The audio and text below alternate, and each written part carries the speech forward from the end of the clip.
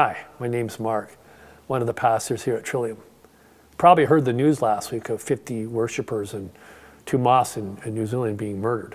It was a tragedy of considerable proportions, a huge impact on the people of New Zealand, a huge impact on the Muslim community there too. And sadly, this is not a particularly unique experience. The assaulting people of religious faith in their communities is happening all around the world. I mean, it was only a few months ago that a busload of Coptic Christians were on a bus tour to a shrine just outside the city of Cairo, and their 3 buses were ambushed. And I think 6 or 7 people were murdered, and maybe a dozen or so were injured. Only a few days before that, a shooter went into a synagogue in Pittsburgh and killed 11 people, injured a host of others. And you just go down the list. There's such experience in Charleston. A Sikh temple in Wisconsin was assaulted. There's religious wars going on all around the world. The Nigerian church has been persecuted by Muslim fanatics for decades now. Church is being blown up. 6,000 people have been killed over the last 20 years. And this isn't just relegated to what we might call the third world, the developing world. Europe, for generations, had battles going on between Christians. The 30 Years' War in the 17th century, 30 years, estimated of 12 million people dying directly or indirectly from a war that was, at its core, a battle between Catholics and Protestants. Sunnis and Shias are involved in a major war with each other. There are sectarian wars going on in India, in Burma. Communist governments have been huge persecutors of religious people.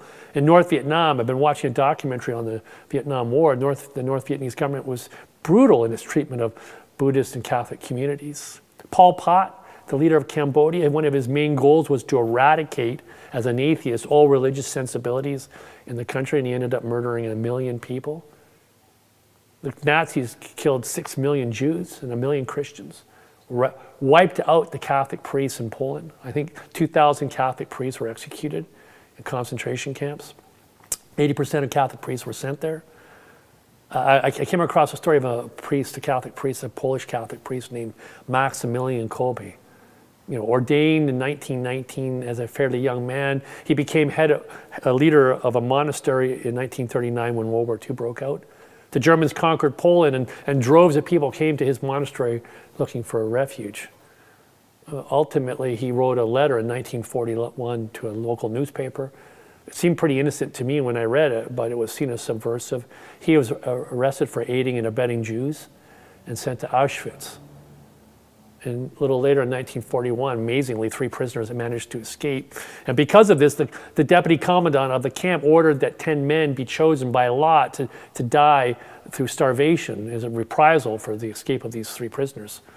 A young man whose name was called out, was heard crying out in the crowd, "My wife, my family." Kolbe was right beside him, and he stepped forward and said, "I'm a Catholic priest, I'd like to take this man's place." The commandant looked at this strong young man, looked at Kolbe, middle-aged now and ill, and the trade was pretty self-evident. And there's Kolbe with 9 other men going into a bunker to be starved to death.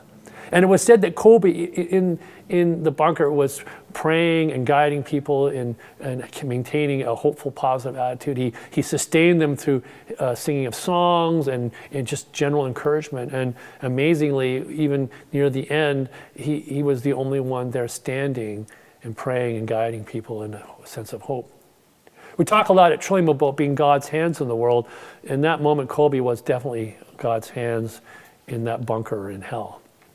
And there was a blessing of light that shone through him even in the darkest of places. Even SS guardsmen were impressed by this. Jesus today calls us in one of the gospel passages to join with him with a sense of urgency in being God's hands in the world. And we only have to turn around and see events like in Christchurch, New Zealand, or in Charleston, or in Wisconsin, or even in Quebec City, Canada, and to know that the urgency is upon us. The need for perfect love and forgiveness and a wholesome expression of what it means to be human needs to find a home in each of us.